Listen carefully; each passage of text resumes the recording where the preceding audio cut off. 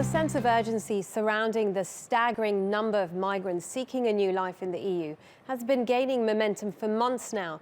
It's also putting pressure on the foundations of the European Union, as well as causing debate on whether the passport-free Schengen zone should even remain in place.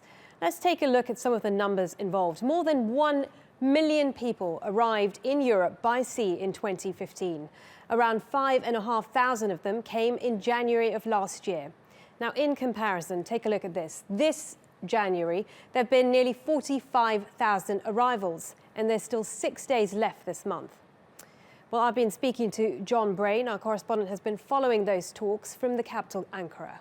Well, as expected, it's clear that the refugee crisis was the dominant topic of those discussions, and that was reflected in the news conference afterwards.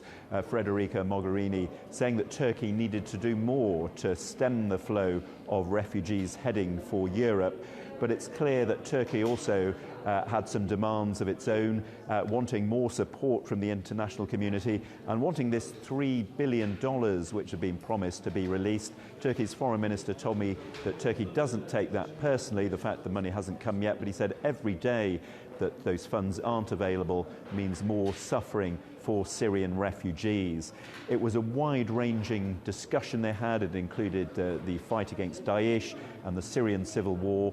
And Federica Mogherini also, after condemning PKK violence in the southeast of Turkey, called for a ceasefire and a renewal of the Kurdish peace process. She said Turkey's leaders had shown courageous vision in starting that process in the first place, but she wants to see that process resumed as quickly as possible.